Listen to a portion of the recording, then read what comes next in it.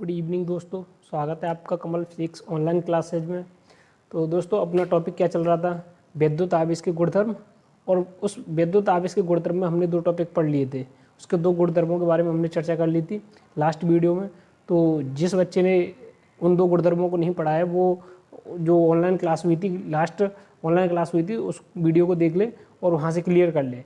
तो जिन बच्चों का जो भी मैटर छूट गया है वो पहले मैंने दो वीडियो में जो पढ़ा चुका हूँ, तो वहाँ से क्लियर कर ले। और बाकी जो जिसको नोट्स चाहिए वो ग्रुप में जुड़ जाए, या तो मेरे लिए हेलो हाय बाय भेज दे तो मैं उसको ग्रुप में जोड़ दूंगा, या कोई लिंक मिल जाए तो वहाँ से जुड़ जाए, तो वहाँ आपको नोट्स मिलते रहेंगे। तो जिन बच्चों ने यहाँ तक नहीं पढ़ा है तो वो बच्चे पिछली दो वीडियो को देख ले, इससे आगे आपकी समझ में आ जाए, अन्यथा बीच में से कुछ भी आपके समझ में आने वाला नहीं है। तो हम अपना स्टार्ट कर लेते हैं। हम दो गुणधर्म पढ़ चुके थे, तो वो कौन कौन से दो गुणधर्म थे बताओ जल्दी कमेंट्स में, जल्दी दोनों गुणधर्मों के नाम। पहला हमने क्या पढ़ा था, विद्युत आवेश की योज्यता, और दूसरा क्या पढ़ा था हमने, विद्युत आवेश का संरक्षण। मतलब विद्युत आवेश कैसी राशि है, एक संरक्षित राशि है। तो इस प्रकार से हमने दो गुणधर्मों के बारे में चर्चा कर ली थी। तो अब हम नेक्स्ट जो गुणधर्म पढ़ेंगे वो पढ़ेंगे विद्युत आवेश का क्वांटमीकरण। तो तीसरा पॉइंट क्या है हमारा, ये गुणधर्म के अंतर्गत पढ़ रहे हैं विद्युत आवेश के गुणधर्म।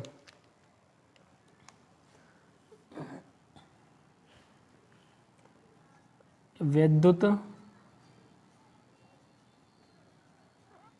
आवेश के गुणधर्म, दो गुणधर्म हम पढ़ चुके हैं। अब नेक्स्ट पढ़ेंगे कौन सा, तीसरा। तो तीसरा गुणधर्म क्या है बताओ, विद्युत आवेश का क्वांटमीकरण। तो मैं यहाँ शॉर्ट लिख देता हूँ, आवेश का क्वांटमीकरण। किसी वस्तु पर जो आवेश है वो किसके रूप में होगा, एक निश्चित आवेश का पूर्ण गुणज होगा। तो देखो समझ लेते हैं इसको कि आवेश का क्वांटमीकरण क्या है। पहले तो सही शब्द क्या है, क्वांटमीकरण। ये क्वांटा शब्द से बना है, और क्वांटा का मतलब क्या होता है, विविक्तिक टुकड़ों में। क्वांटा का मतलब क्या होता है, विविक्तिक या टुकड़ों में। तो इसका मतलब ये हो गया कि ये जो नियम है या ये गुणधर्म है, आवेश का क्वांटमीकरण वाला गुणधर्म क्या कहता है, जैसे कोई वस्तु है और उस पर कुछ आवेश उपस्थित है, किसी वस्तु पर आवेश उपस्थित है, जैसे मैं ये मार्कर ले लेता हूँ, इस पर कुछ आवेश उपस्थित है। तो किसी भी वस्तु पर जो आवेश उपस्थित होगा तो वह आवेश एक निश्चित न्यूनतम राशि है, एक निश्चित न्यूनतम राशि का पूर्ण गुणज होगा। अब इसका मतलब तो ये हो गया कि जैसे माना किसी वस्तु पर उपस्थित कुल आवेश Q है, कितना है, माना किसी वस्तु पर उपस्थित कुल आवेश क्या है, Q है। तो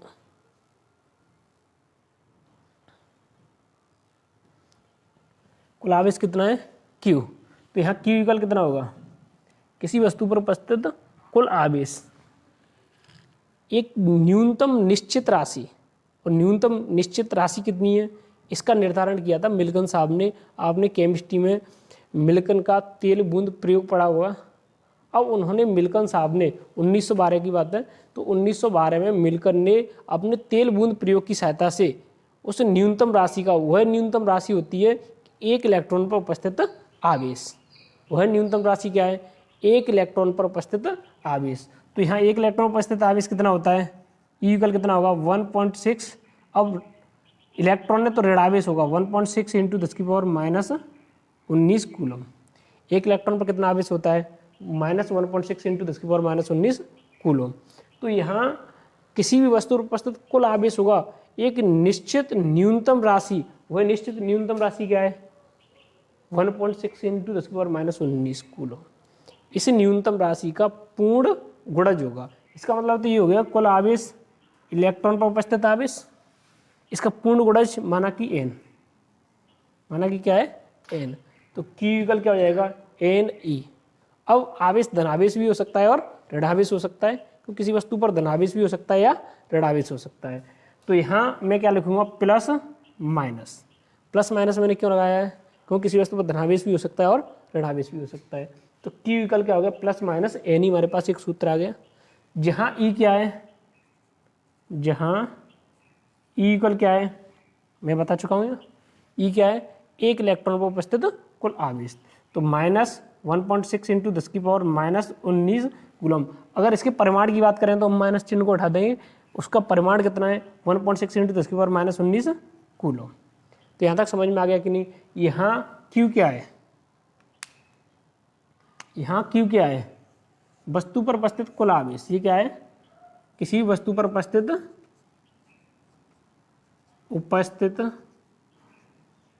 कुल आवेश।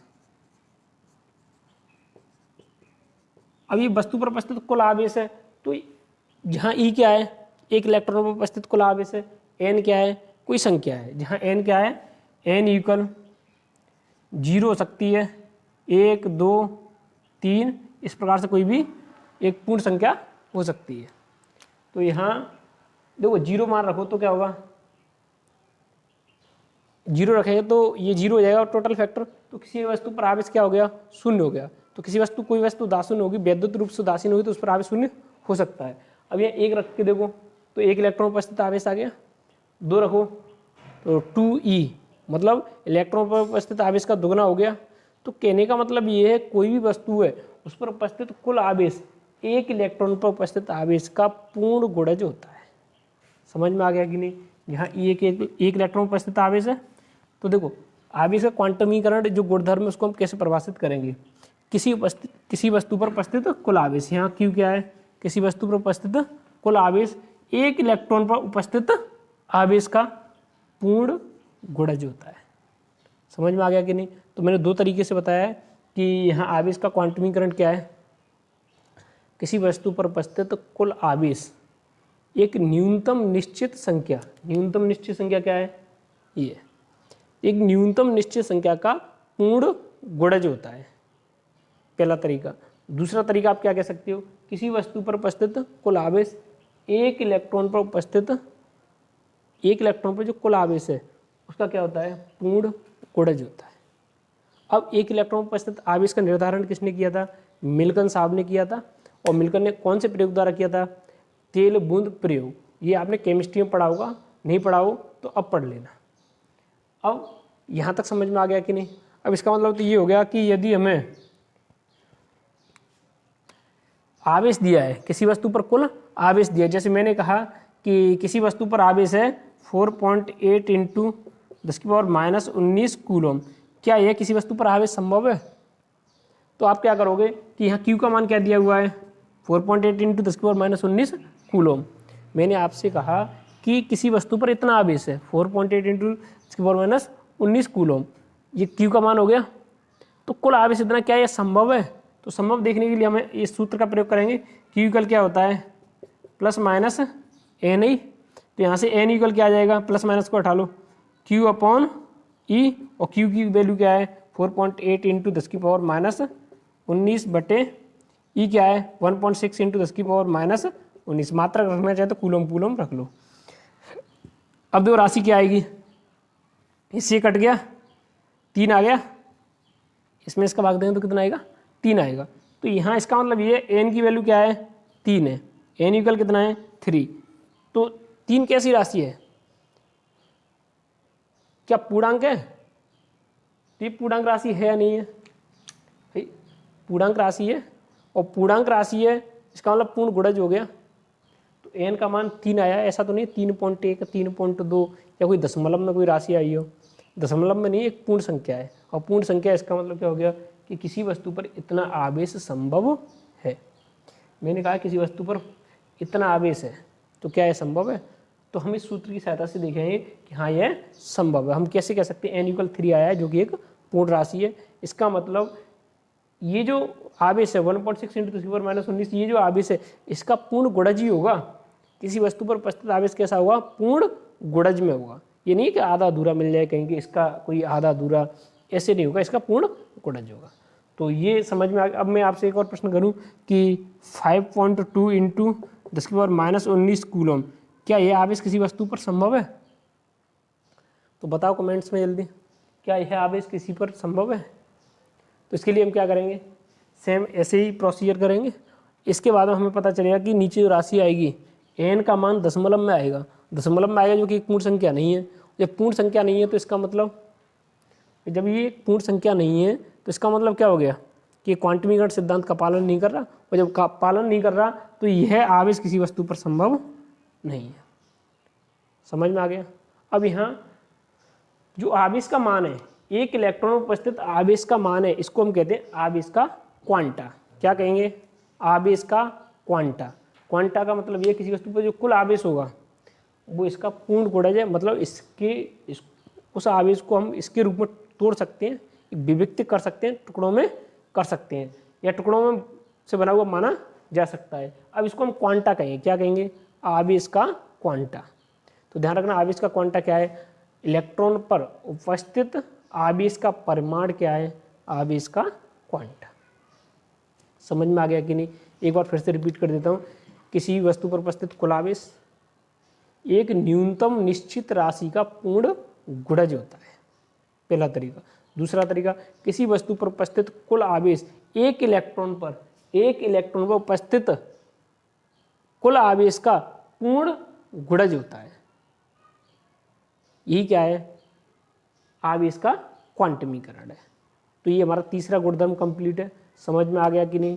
अब नेक्स्ट बात करेंगे, इसका स्क्रीनशॉट लेना है तो ले लो। अब नेक्स्ट गुणधर्म की बात कर लेते हैं। तो ये कितने गुणधर्म हो गए हमारे? 3 हो गए। अब हम चौथा पढ़ेंगे। तो चौथे गुणधर्म में पढ़ेंगे हम आवेश की निश्चरता। चौथा गुणधर्म क्या है? याद करो अभी। आवेश की निश्चरता। और निश्चरता से तात्पर्य स्थिरता से, आवेश की स्थिरता कह लो या स्थिरता कह लो। तो अपना चौथा पॉइंट,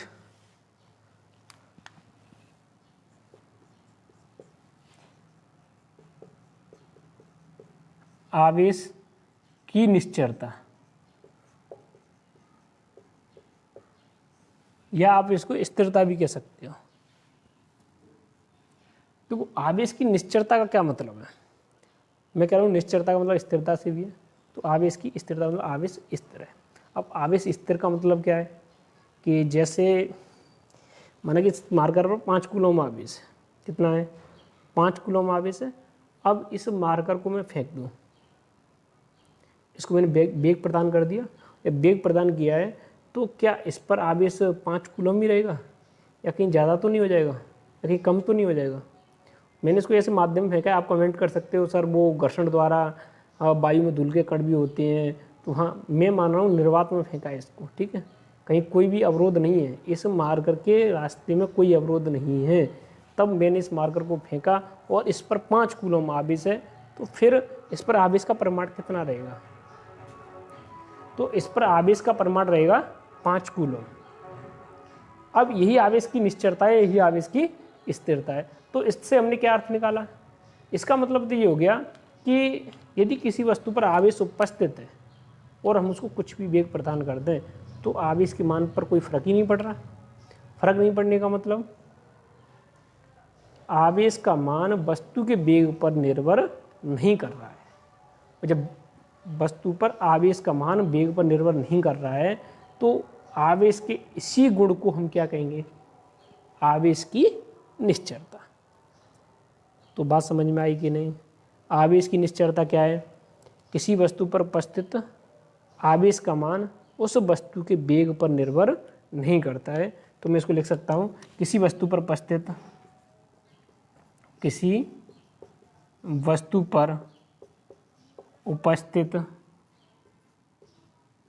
आवेश का मान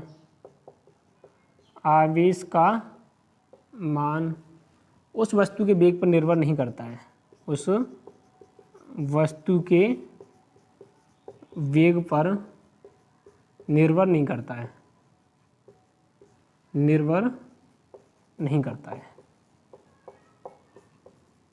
तो ये लाइन आपको याद रखनी है कि निश्चरता का क्या अर्थ है। इसका मतलब तो ये हो गया कि किसी वस्तु पर जो विरामावस्था में आवेश है वही उसकी गतिशील अवस्था में आवेश है। तो मैं इसको क्या लिख सकता हूँ? Q विरामावस्था, Q विरामावस्था युगल किसकी हो जाएगा? Q गतिशील अवस्था, शीलावस्था। तो किसी वस्तु पर जो आवेश है वह विरामावस्था में जितना आवेश है उतना ही किस अवस्था में रहेगा, गतिशील अवस्था में। इसका मतलब ये हो गया कि आवेश का मान उसके वेग पर निर्भर नहीं कर रहा है, उसकी चाल पर निर्भर नहीं कर रहा है।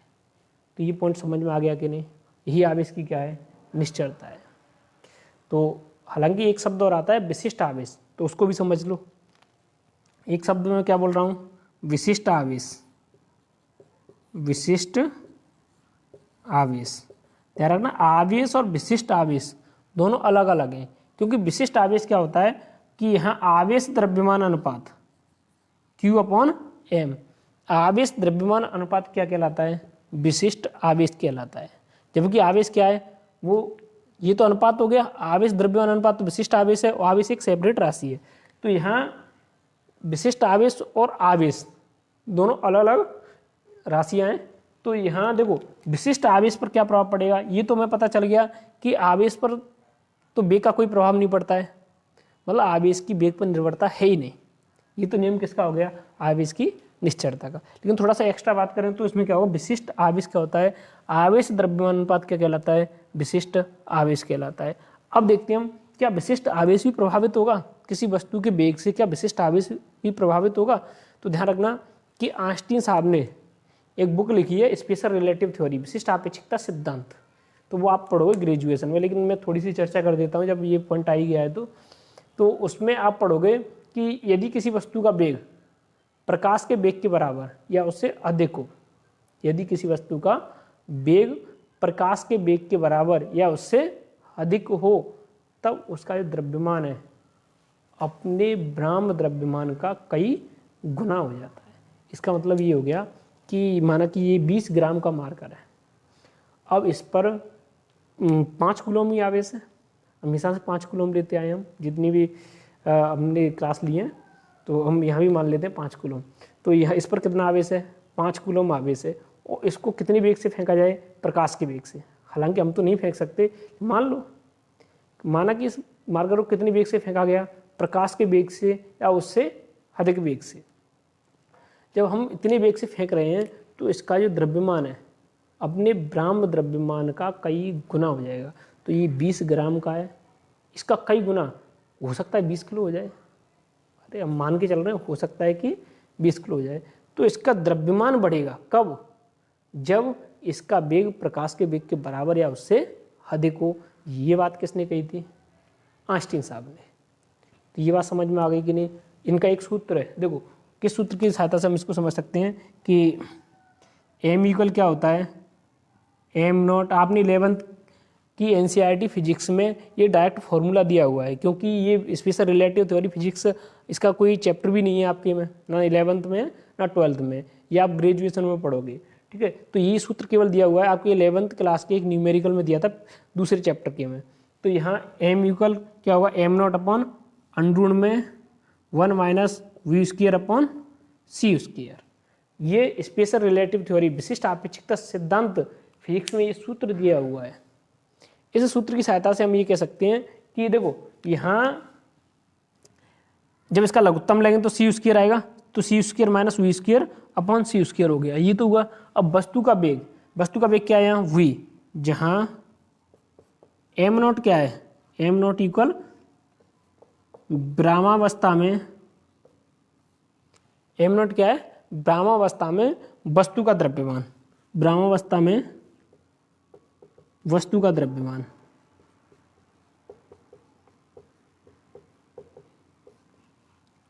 v² क्या है, यहाँ v² या v कह लो, v क्या है, वस्तु का वेग, वस्तु का वेग। अब c क्या है, c आपको पता है प्रकाश का वेग है, ठीक है। तो यहाँ नीचे स्पेस नहीं है, तो c क्या है, प्रकाश का वेग। m0 क्या है, ब्राह्मावस्था वस्तु का वेग। v क्या है, वस्तु का वेग। c क्या है, प्रकाश का वेग।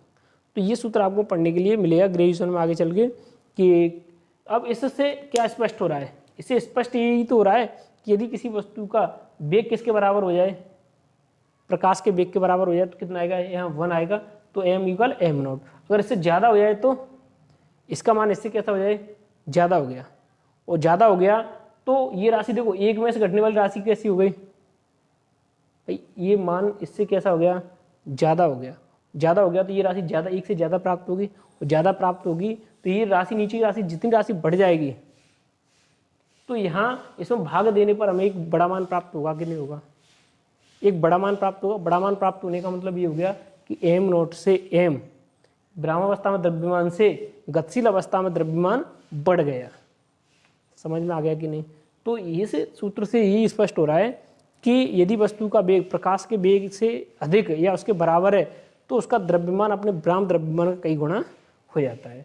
तो अब एक बात बताओ, यहाँ द्रव्यमान बढ़ गया, द्रव्यमान बढ़ गया, द्रव्यमान की निर्भरता किस पर है, विशिष्ट आवेश पर। द्रव्यमान बढ़ने पर विशिष्ट आवेश के मान में क्या आ गई, कमी। क्यों विशिष्ट आवेश के मान में कमी क्यों आई है?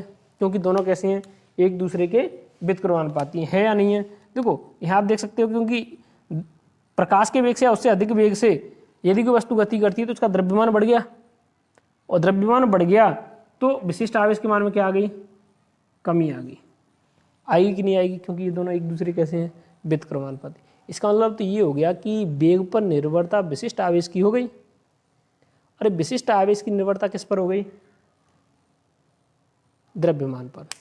तो द्रव्यमान पर विशिष्ट आवेश की निर्भरता हो गई, क्योंकि द्रव्यमान बढ़ने पर विशिष्ट आवेश के मान में कमी हो रही है, और द्रव्यमान की निर्भरता किस पर हो गई, वस्तु के वेग पर। तो इनडायरेक्टली आप कह सकते हो कि विशिष्ट आवेश की निर्भरता किस पर हो गई, वेग पर हो गई। ये बात समझ में आ गई कि नहीं? तो ध्यान रखना इस पॉइंट को कि बहुत इंपॉर्टेंट है कि आवेश वस्तु के वेग पर निर्भर नहीं करता है, ये निश्चरता का नियम है। लेकिन विशिष्ट आवेश का मान वस्तु के वेग पर निर्भर करता है। यदि वस्तु का वेग बढ़ता है तो द्रव्यमान बढ़ता है, अरे प्रकाश के वेग से उससे अधिक वेग से द्रव्यमान बढ़ेगा तो विशिष्ट आवेश के मान में क्या आएगी, कमी आएगी। तो विशिष्ट आवेश का मान वस्तु के वेग पर निर्भर करता है। ये पॉइंट समझ में आ गए कि नहीं? तो ये बहुत इंपॉर्टेंट पॉइंट है। तो ये गुणधर्म कंप्लीट है आपका, आप इसका स्क्रीनशॉट ले सकते हो। अब हम नेक्स्ट 5वें गुणधर्म की बात कर लेते हैं। तो कितने गुणधर्म हो गए ये, 4। तो ये चारों गुणधर्म आपको अच्छे से याद रखने हैं, इंपॉर्टेंट तो यही हैं, बाकी और भी हैं वो भी पढ़ने हैं। तो नेक्स्ट गुणधर्म आपको पता है कि सजातीय आवेशों में क्या होता है, जल्दी बताओ।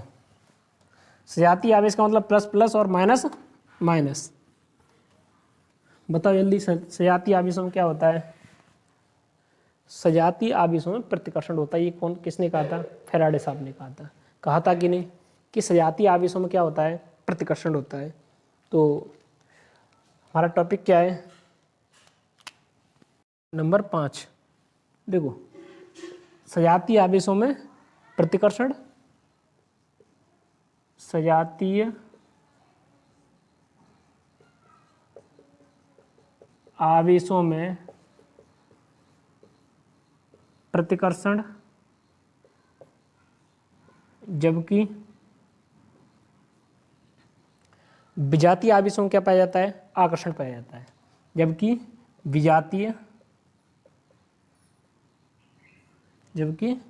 विजातीय आवेशों में आकर्षण पाया जाता है। ये भी गुणधर्म के अंतर्गत ही आएगा, आकर्षण पाया जाता है। देखो मैंने आपको बताया था कि जब कांच की छड़ को हम रेशम के कपड़े पर रगड़ते हैं तो कांच की छड़ धनावेशित और रेशम का कपड़ा ऋणावेशित होता है। ये किसने बताया था? पढ़ाया तो मैंने था, लेकिन बताया फ्रैंकलिन साहब ने था। फ्रैंकलिन साहब ने ही तो बताया था कि जब कांच की छड़ को रेशम के कपड़े पर रगड़ते हैं तो कांच की छड़ धनावेशित और रेशम का कपड़ा ऋणावेशित हो जाता है। तो यहाँ हमने दो कांच की छड़ ले ली और दोनों कांच की छड़ को किससे रगड़ लिया, रेशम के कपड़े पर। जैसे ये 2 कांच की छड़ें माना कि, तो इनको किस पर रगड़ लिया, रेशम के कपड़े पर। तो ये कैसी हो गई, धनावेशित, ये भी कैसी हो गई, धनावेशित। अब इन दोनों कांच की छड़ों को पास पास लेके आए तो क्या होगा, प्रतिकर्षण होगा कि नहीं होगा। तो यहाँ जैसे हम किसी दृढ़ आधार से, दृढ़ मतलब मजबूत सा एक आधार है हमारे पास, उससे हमने क्या लटका दी, कांच की छड़, और वो कैसी है, धनावेशित। तो हम इसे लटका देते हैं। तो उसके पास दूसरी कांच की छड़ यदि हम लेके आते हैं, ये धनावेशित कांच की छड़ है, क्या है, धनावेशित कांच की छड़। इसके पास हम क्या लेके आए, दूसरी धनावेशित कांच की छड़। तो इनके मध्य में क्या पाया जा रहा है, देखना, प्रतिकर्षण है या नहीं है। ये कांच की छड़ इधर जा रही है, आप इसको इधर शो कर लेते हैं नीचे की तरफ। ये कांच की छड़ इधर जाएगी और ये कांच की छड़ इधर जाएगी। समझ में आ गया कि नहीं। हमारे पास दो धनावेशित कांच की छड़ है। एक कांच की छड़ को हमने किसी दृढ़ आधार से रस्सी की सहायता से लटका लिया। अब दूसरी कांच की छड़ को जब हम उसके पास लेके जाएंगे तो दोनों में कैसी प्रकृति का आवेश है, समान प्रकृति का है, सजातीय आवेश है। तो ये इसको क्या करेगी, प्रतिकर्षित करेगी। तो ये छड़ दूर की ओर जाएगी, जो कि मैंने तीर की सहायता से आपको समझाया कि तीर बता रहे हैं कि ये एक दूसरे को क्या कर रही हैं, प्रतिकर्षित कर रही हैं। समझ में आ गया कि नहीं। अब नेक्स्ट मैंने आपको एक और एग्जाम्पल दिया था, जब प्लास्टिक को किससे रगड़ लें, प्लास्टिक को किससे रगड़ लें, ऊनी कपड़े से, तो प्लास्टिक कैसी हो जाती है, ऋणावेशित हो जाती है। तो हम दो प्लास्टिक की छड़ ले लेते हैं, ये दोनों प्लास्टिक की छड़ है, इनको किससे रगड़ लिया, ऊनी कपड़े से। ये भी ऋणावेशित और ये भी ऋणावेशित। अब इन दोनों को पास पास लेके जाएंगे तो इनके मध्य क्या होगा, प्रतिकर्षण होगा। हालांकि इसका नामकरण और कर लेते हैं। ये क्या है, कांच की छड़, कांच की छड़। और कैसी है ये, कांच की छड़ है, कैसी है, धनावेशित। ये भी क्या है, कांच की छड़। अब नेक्स्ट पॉइंट में, जैसे हमारे पास क्या है, हमारे पास क्या है बताओ, दो प्लास्टिक की छड़ है और दोनों आवेशित हैं। और प्लास्टिक की छड़ को जब ऊनी कपड़े पर रगड़ा जाएगा तो वो धनावेशित होगी या ऋणावेशित, ध्यान रखना, ऋणावेशित होगी, ठीक है। तो यहाँ ऋणावेशित होगी तो ये यहाँ भी प्रतिकर्षण पाया जाएगा, यहाँ भी प्रतिकर्षण पाया जाएगा कि नहीं। यहाँ इसके पास क्या लेके गए, प्लास्टिक की छड़, और प्लास्टिक की छड़ कैसी है, ऋणावेशित। तो इनके मध्य क्या पाया जा रहा है, देखो प्रतिकर्षण हो रहा है कि नहीं। इनके मध्य भी क्या पाया जाएगा, प्रतिकर्षण पाया जाएगा। ये किसकी छड़ है, प्लास्टिक की, प्लास्टिक की छड़। ये भी क्या है, प्लास्टिक की छड़।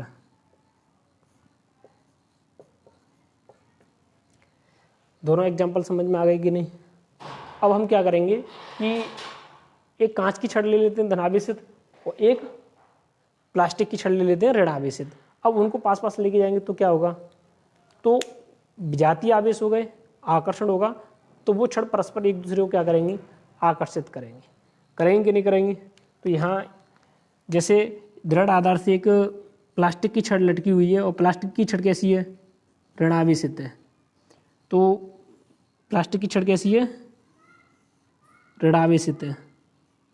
इसके पास हम क्या लेके गए, इसके पास हम क्या लेके गए बताओ, कोई धनावेशित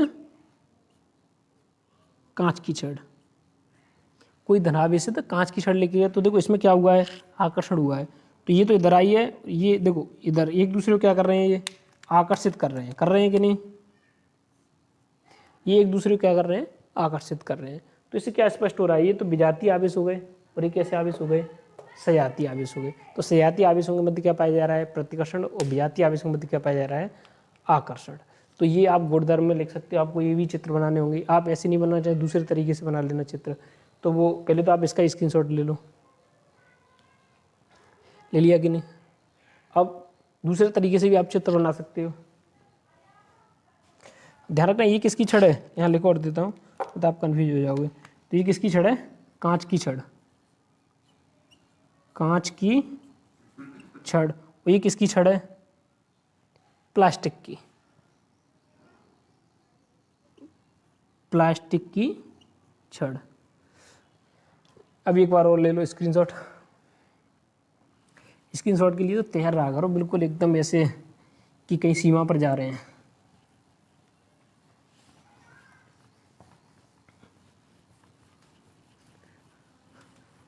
तो नेक्स्ट बात कर लेते हैं। देखो इसी से संबंधित तो और जैसे और चित्र बना सकते हो आप। जैसे यहाँ एक दृढ़ आधार ले लिया, इसे दृढ़ आधार पर क्या ले लिया, 2 गोले ले लिए, ऐसे ऐसे लटका दो इनको, तो इसे यहाँ माइनस कर दो, यहाँ भी क्या कर दो, माइनस कर दो। अब देखो इन दोनों के मध्य क्या पाया जा रहा है, प्रतिकर्षण हो रहा है कि नहीं, एक सरल चित्र हो गया।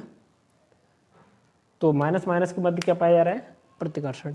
ऐसे ही प्लस प्लस कर लो, उनके मध्य भी प्रतिकर्षण शो कर दो।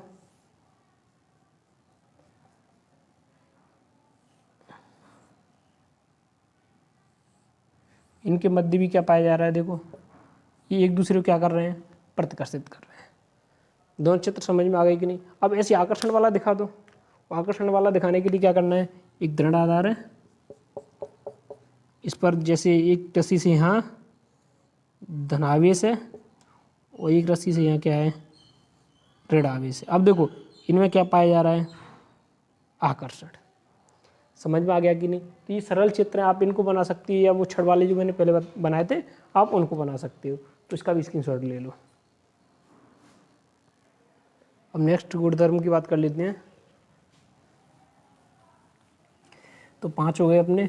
छठवां क्या है, देखो कि जो आवेश है वो द्रव्यमान से संबद्ध रहता है। कैसा रहता है, रिलेटेड होता है। आवेश द्रव्यमान से रिलेटेड होता है, रिलेटेड होने का मतलब संबद्ध होता है। तो छठवां पॉइंट है अपना। छठवां पॉइंट क्या है, आवेश द्रव्यमान से संबद्ध रहता है। अब कैसे रहता है वो समझ लेते हैं। आवेश द्रव्यमान से कैसा रहता है, संबद्ध रहता है। अब कैसे रहता है, देखो जैसे ये दोनों मार्करों को हम आपस में रगड़ लेते हैं, हमारे पास सीमित संसाधन है, इन्हीं से काम चलाएंगे। तो हमने मार्करों को क्या कर लिया, आपस में रगड़ लिया। और आपस में जब 2 मार्करों को रगड़ा है, अर्थात किन्हीं 2 वस्तुओं को रगड़ा है, तो इसमें क्या होता है, घर्षण के फलस्वरूप इनके मध्य, आप हाथों को रगड़ के देखना, उनके हाथ गर्म पड़ जाते हैं, गर्म पड़, ऐसे इनके मध्य घर्षण विद्युत उत्पन्न होती है। क्या उत्पन्न होती है, घर्षण के फलस्वरूप घर्षण विद्युत उत्पन्न होती है। अब घर्षण विद्युत का मतलब यहाँ एक ऊर्जा उत्पन्न हो गई। अब ऊर्जा उत्पन्न हो गई तो एक वस्तु जिसके लिए आयनन ऊर्जा का मान कम होगा वह इलेक्ट्रॉन त्याग देगी, तो उससे इलेक्ट्रॉन क्या हो जाएंगे, निष्कासित हो जाएंगे और दूसरी वस्तु पर पहुंच जाएंगे। तो इसका मतलब ये हुआ कि जब 2 वस्तु को आपस में रगड़ते हैं तो एक वस्तु इलेक्ट्रॉन का त्याग करती है, तो दूसरी वस्तु इलेक्ट्रॉन को ग्रहण करती है।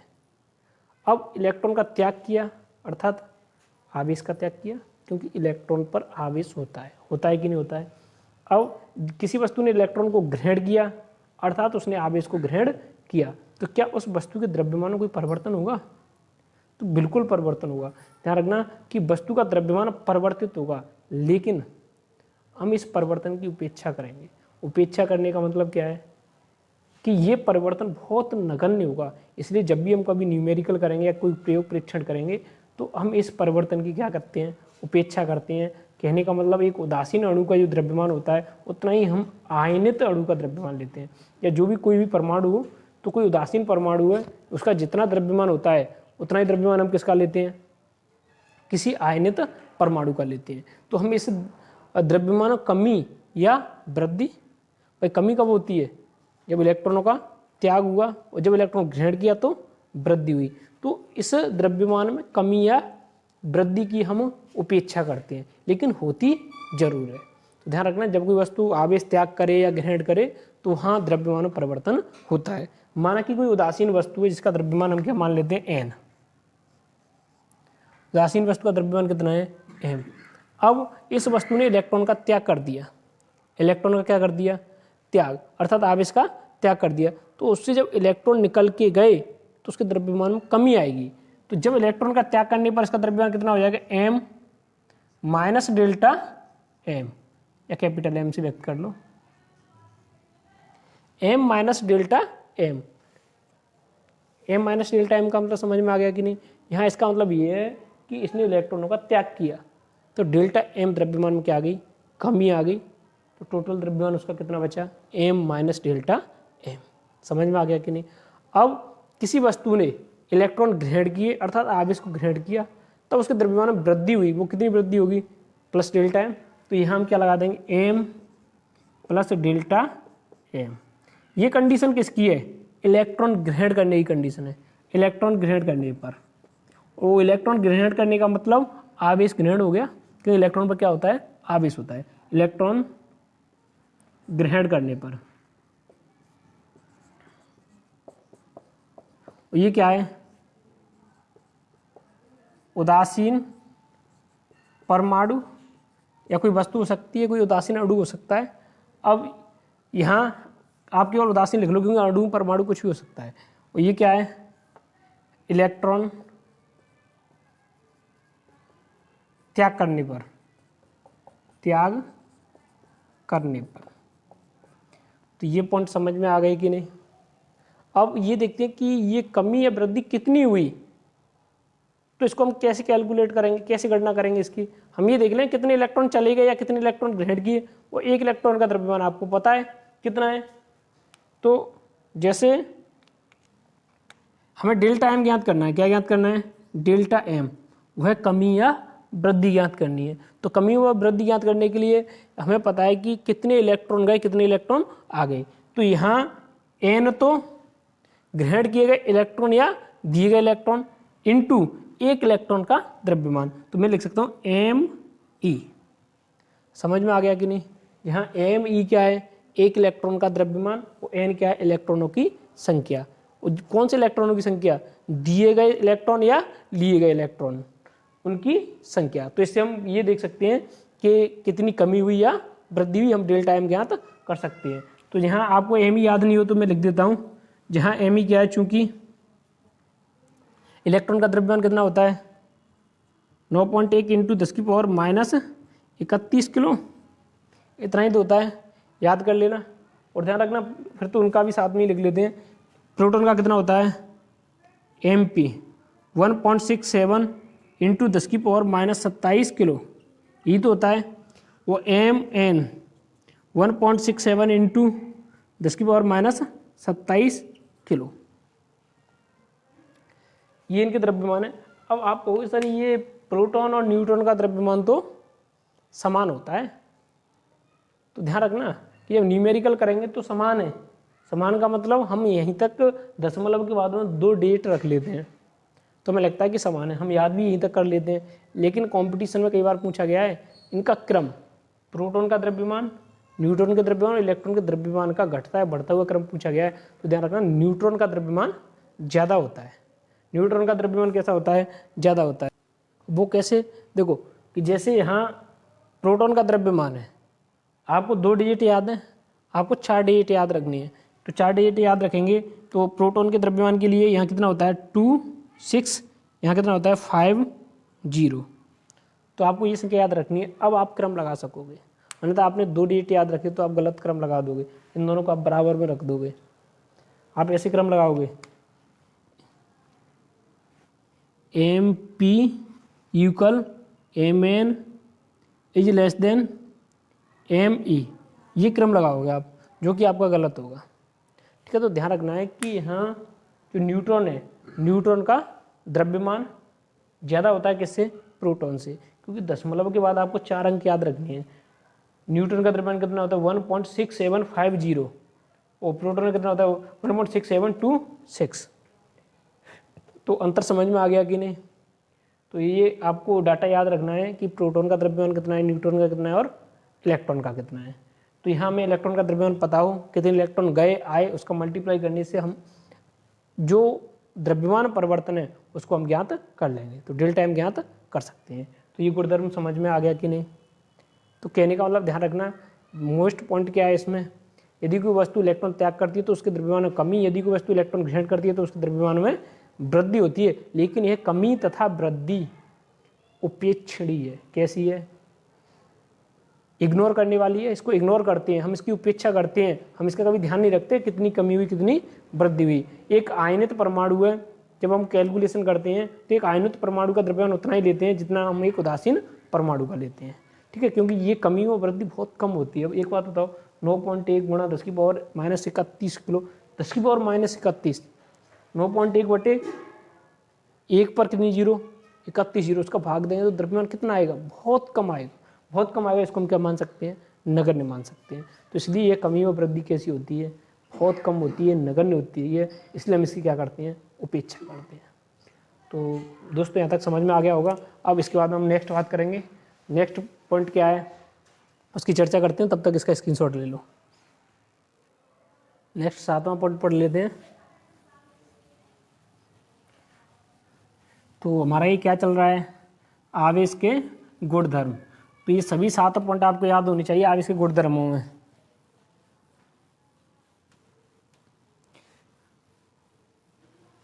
तो ध्यान रखना, यहाँ कंपटीशन में कई बार गलती कर देते हैं कि कई बार ये क्रम दिया होता है M P equal M N A less than M E. ये कैसा है, गलत है।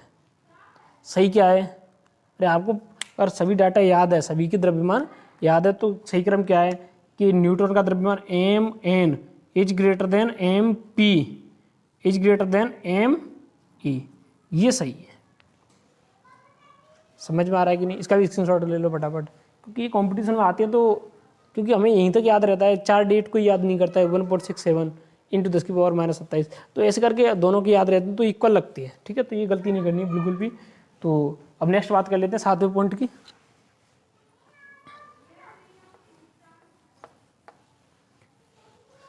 तो 7वां पॉइंट क्या है हमारा, हालांकि मैं आपको बता चुका हूँ कि स्थिर आवेश क्या उत्पन्न करता है, बताओ जल्दी। स्थिर आवेश क्या उत्पन्न करता है, विद्युत क्षेत्र। तो अपना 7वां पॉइंट क्या है, स्थिर आवेश क्या उत्पन्न करेगा, स्थिर आवेश क्या उत्पन्न करता है, विद्युत क्षेत्र। विद्युत क्षेत्र पहले दिन जो क्लास ली थी उसमें मैंने बताया था आपको कि स्थिर आवेश क्या उत्पन्न करता है, अपने चारों ओर विद्युत क्षेत्र उत्पन्न करता है। जैसे आपने देखा होगा कि जब बचपन में एक प्रैक्टिकल किया होगा, स्केल को बालों से रगड़ करके जब छोटे छोटे कागज के टुकड़ों के पास लेके आते हैं तो वह स्केल उन टुकड़ों को अपनी ओर आकर्षित करती है।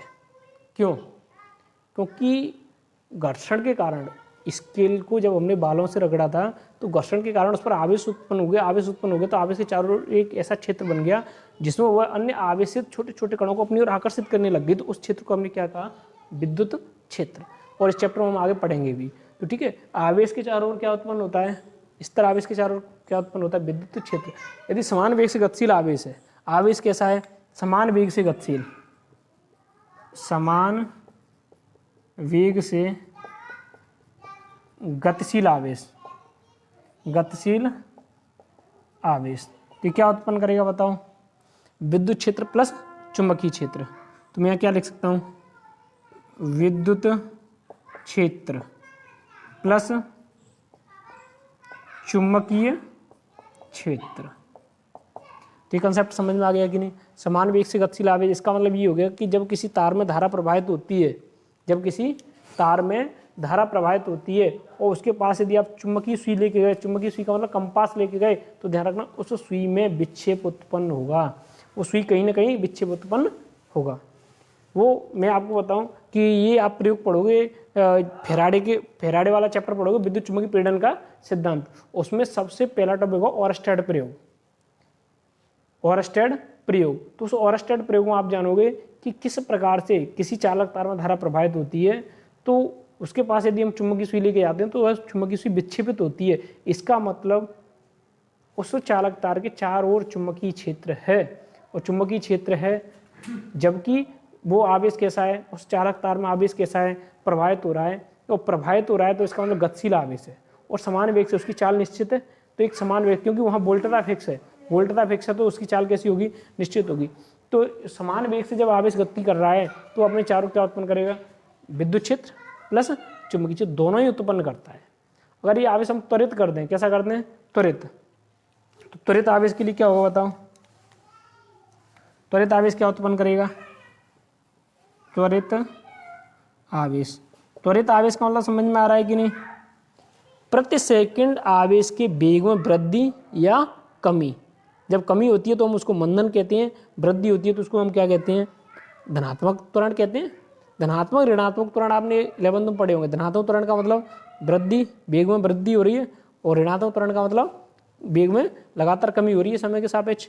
तो कमी होती है उसको हम स्पेशल मंदन कहते हैं। तो यहाँ जब त्वरित आवेश है, आवेश के वेग में वृद्धि या कमी हो रही है, तब ऐसा आवेश क्या करता है, विद्युत क्षेत्र भी उत्पन्न करेगा, चुंबकीय क्षेत्र भी करेगा। तो विद्युत क्षेत्र प्लस चुंबकीय क्षेत्र प्लस क्या उत्पन्न करेगा, विद्युत चुंबकीय विकिरण। क्या उत्पन्न करेगा, विद्युत चुंबकीय विकिरण, इलेक्ट्रोमैग्नेटिक वेव। और विद्युत चुंबकीय विकिरण क्या आप ये कहोगे, तो हम इनको विस्तृत पढ़ेंगे, स्पेशल चैप्टर दिया हुआ है आपका 8वां चैप्टर है एनसीईआरटी पाठ्यक्रम में। तो विद्युत चुंबकीय विकिरण जैसे मैं आपको शॉर्टली बताऊं, गामा किरणें, एक्स किरणें, पराबैंगनी किरणें, दृश्य किरणें, अवरक्त किरणें, माइक्रो किरणें, रेडियो किरणें, ये सब किसके उदाहरण है, विद्युत चुंबकीय विकिरणों के उदाहरण है, जिनके बारे में हम विस्तृत पढ़ेंगे। तो ये गुणधर्म समझ में आ गया कि नहीं, साथ में क्या है, स्तर आवेश, टिप्सों पे याद होना चाहिए। स्तर आवेश क्या उत्पन्न करता है, विद्युत क्षेत्र, और एक समान वेग से गतिशील आवेश क्या उत्पन्न करता है, विद्युत क्षेत्र व चुंबकीय क्षेत्र, और त्वरित आवेश क्या उत्पन्न करता है, विद्युत क्षेत्र, चुंबकीय क्षेत्र और विद्युत चुंबकीय विकिरण। ये सभी गुणधर्म समझ में आ गए कि नहीं। तो ये आपके आवेशों के गुणधर्म सभी समाप्त हैं आज। अब इसके बाद में हम कल पढ़ेंगे आवेशन की विधियाँ। तो आज की क्लास यहीं तक है। तो गुड बाय बच्चों।